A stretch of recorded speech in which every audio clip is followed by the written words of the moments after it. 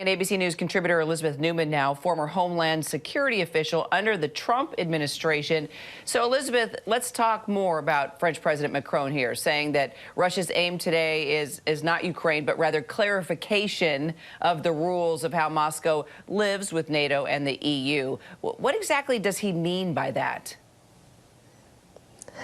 I think Macron is hoping, and this is not a bad thing to attempt, but hoping to find some diplomatic wiggle room where everybody else has failed.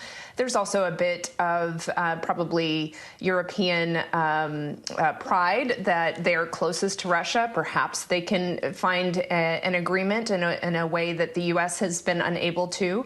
After all, the U.S. and Russia are, harking back to the Cold War days, the arch enemies, and maybe you can find moderation with the Europeans brokering some sort of diplomatic agreement. But I don't have too much hope coming out of it. That doesn't mean it shouldn't be attempted. Of course, diplomacy should always be attempted if we can find a way out of this escalating situation. That is clearly the preferred solution. I just don't think it's very likely that Putin is going to back down from his demands, which heretofore NATO and particularly the U.S. have said are not things that we're willing to compromise.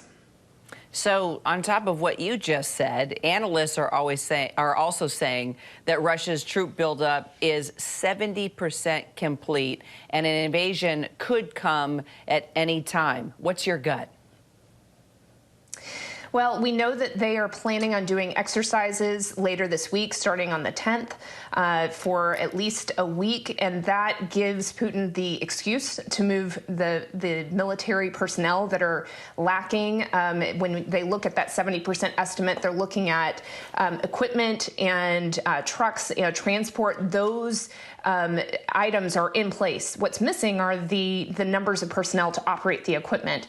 With this exercise in Belarus, we're hearing through social media, we're hearing through other open source analysis that there are troops moving in. Of course, Russia is saying it's because of their exercise, but all of the elements will be there here in the next 2 weeks. And while everybody is very clear that we don't have any intelligence that Putin has made a decision yet, he will have all of the resources there. So maybe, as Terry said, maybe this is just for intimidation purposes, and hoping that the West will break and concede to some of his demands. Or maybe he very much intends to go in and take over certain parts of Ukraine and try to rebuild the glory days of the USSR. It's kind of anybody's guess. Either way you ask my gut, it's very concerning. This is not a person that acts within the bounds of the rule of law or diplomatic norms. He is a bully, and that means that he can be unpredictable, and we shouldn't assume that it's just a bluff. We have to be prepared that he is willing to actually use the buildup that he has put in place. And finally, as someone who was a Homeland Security official in the past administration, as you look to what's happening today, these negotiations that are going to take place, what would be a promising sign to you? What's something you would need to hear where you could sit back and go, okay, it looks like this is actually de-escalating now? I would want to see actual troops, equipment start to move out of Belarus, out of the other border areas in Russia that border with Ukraine. I would want to see not just a little bit, but a lot. And I don't know that we're going to see that, especially with the planned exercise. Perhaps they could cancel the exercise. That would be a good sign.